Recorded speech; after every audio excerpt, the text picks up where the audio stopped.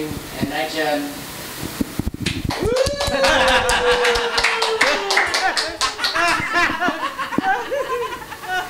Selamat apa saja untuk jiwa-jiwa yang ingin bahagia tapi sebenarnya merana. Mari kita buat Indonesia untuk selalu tertawa walaupun apapun keadaannya. Tepuk tangan.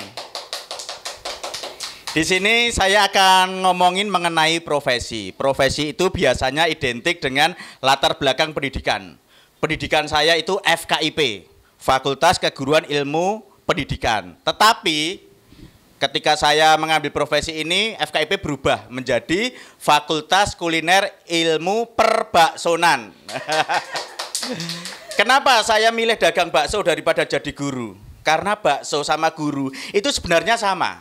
Guru itu bermanfaat untuk orang banyak, untuk mendidik putra-putri bangsa. Bakso pun juga demikian. Bakso, bahagiakan ke semua orang. Nah. Karena bakso ini bisa dinikmati dari anak kecil sampai orang tua. Orang sehat sampai orang sakit. Dari orang yang paling miskin sampai orang paling kaya. Semuanya suka dan bisa menikmati cita rasa dari bakso. Tapi menjadi pedagang bakso itu tidak mudah. Menjadi pedagang bakso itu harus bangun pagi dibandingkan dari guru. Kenapa? Harus belanja dulu ke pasar. Sebelum ayam bangun, itu pedagang bakso sudah bangun terlebih dulu. Jadi, kalau ayam melihat saya, itu langsung insecure. Begitu melek matanya itu, saya langsung bilang, tuku kerupuk. Kuku ruyuk gitu kan, dia minder dengan saya. Nah, ketika ke pasar, pedagang bakso itu melebihi dari seorang artis.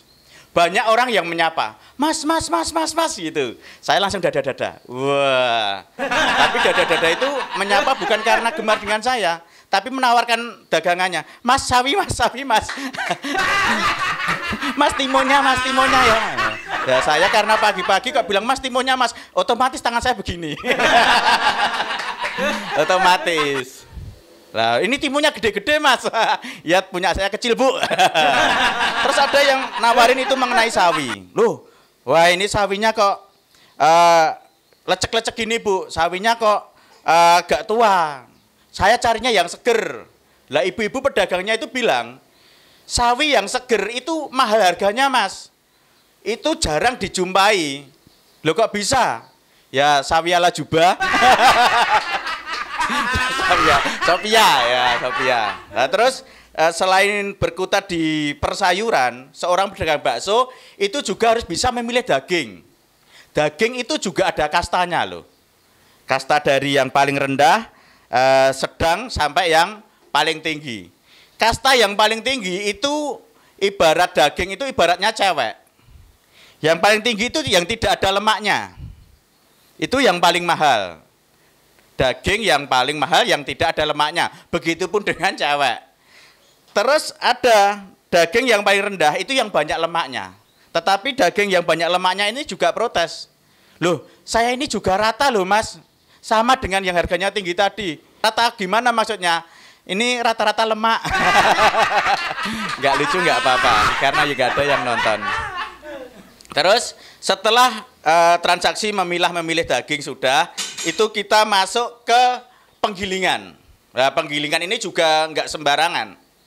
Karena ketika kita masuk ke penggilingan, otomatis kita seperti bertemu dengan teman-teman atau saudara-saudara kita yang tulang lunak. Penggilingan cin. Gilingan. Itu, penggilingan itu semua bumbu, semua bahan pokok, semua bahan dasar itu digiling jadi satu. Wah, dicincang-cincang. Itu apabila yang punya daging atau si sapi melihat seperti itu, mungkin si sapi berkeinginan atau berdoa kepada Tuhan agar tidak dilahirkan. Kenapa? Karena rasanya digiling itu perih. Sepirih melihat mantanmu. Iya. Yeah. Itu bukan hanya di situ saja. Setelah proses penggilingan, itu proses pencototan. Tahu yang namanya pencototan? Kuncinya adalah jempol jari atau ibu jari dengan keempat jari harus bekerja sama untuk menyotot. Nah, untuk menyotot. Tapi pedagang bakso itu paling susah untuk mencari pasangan hidup. Kenapa? Biasanya takut kalau tahu calonnya itu seorang pedagang bakso. Kenapa? Karena takut kalau malam pertama itu dicotot, punyanya jadi bulet-bulet. Jadi bulet-bulet. Nah, setelah dicotot, selesai pencototan, itu harus direbus. Atau direbus, biar mateng, biar teksturnya itu juga kenyal gitu. Itu seperti orang hidup. Filosofi dari bakso itu seperti orang menjalani kehidupan. Setelah semuanya tersaji, singkat cerita, warung sudah dibuka, ya toh. Itu biasanya kita bertemu dengan pembeli atau langganan. Ada pelanggan yang biasanya nyeletuk, Mas, kenapa sih kalau penjual bakso itu rata-rata kok nutuk mangkok, ding ding ding ding ding ding ding ding ding. Ya karena saya capek dari subuh tadi sudah bangun, sudah bekerja, saya jawab sekenanya. Ya iya Mas, yang diduduk mangkok biar bunyinya ding ding ding ding ding.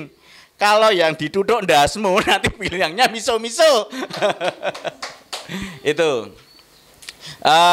Untuk berjualan itu juga tidak mudah. Kita harus bisa bagaimana membuat pelanggan itu menjadi setia.